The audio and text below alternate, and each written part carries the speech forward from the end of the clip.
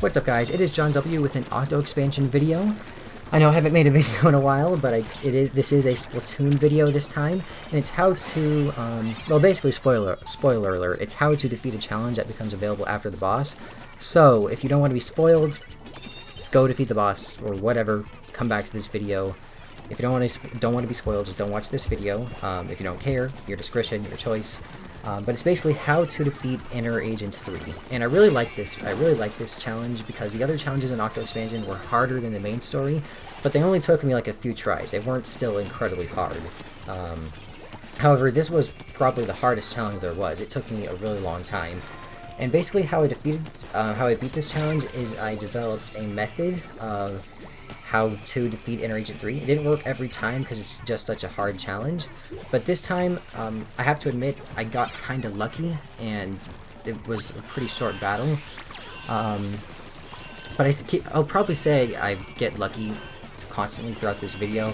However, probably what helped me the most is turf control, and maintaining that turf control. Because what Agent 3 does really well is they basically just stack as much, like, make it as OP of a character as possible, and make it really aggressive. That's what, you know, developers do, what Agent 3 is. But Agent 3 really isn't good at reading movements, obviously, because it's a computer, and it's not that great at turfing unless it's using a special that's naturally good at turfing.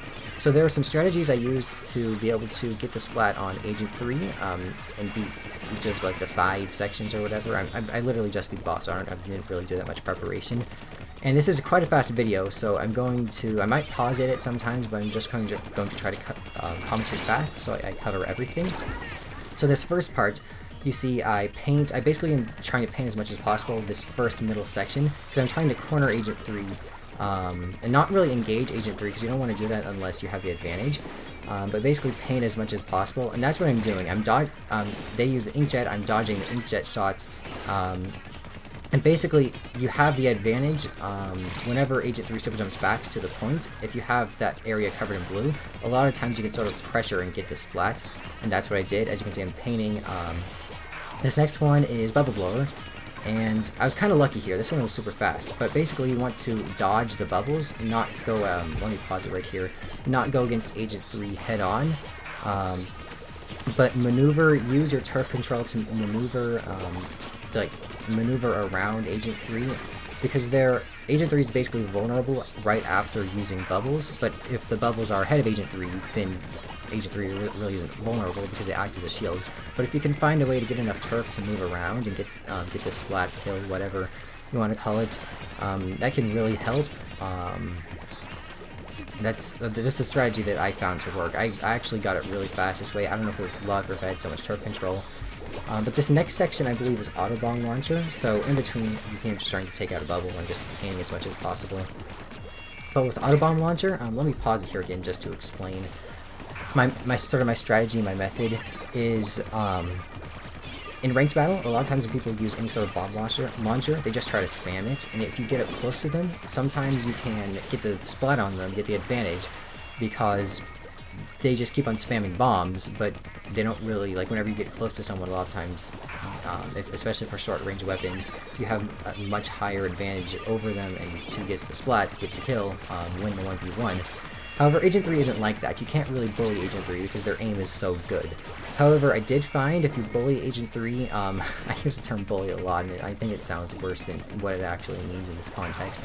But if you are able to push Agent 3 into a situation turf-wise where they don't have a lot of options, where you have a lot of turf control, and you don't get too close to Agent 3, but you get close enough where they're still in your shooting range, you can sometimes get the splats while they're using Auto Bomb Launcher, because they don't switch over trying to splat you because they don't think they're close enough. This especially works really if you only have this much turf control. So I'm going to start the video here again. I don't think I think this one was pretty fast. Yeah, they start shooting again, but by that time I had already put on enough damage and had enough turf control. So this next one is where Agent 3 goes onto the UFO, fires 10 missiles, and just tries to paint.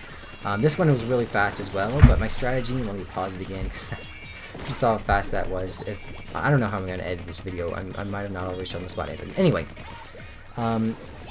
while Agent 3 is firing the Tinner missiles, or right before, you throw what I did, you do whatever works for you, but what I did is I threw a Splat Bomb up to Agent 3, and then while the Tinner missiles were firing down on me, I swam up to the UFO and fired shots to complete the splat, or kill, or whatever. This actually worked, like, first try. Like, I don't know if it worked really well, if I got lucky, but it took me the longest time to find a strategy for doing that, because that session just went on and on. So this one is probably the hardest one, and this one where he's probably truly got lucky, is the splashdown special. Let me pause the video again, where there are, where Agent 3 splashdowns 3 times in a row, and then tries to basically splat you until Agent 3 uses the special again. And what makes it super hard is that there's not a lot of invincibility, there's not a lot of vulnerability points where Agent 3 is vulnerable, where you can get the splat on them.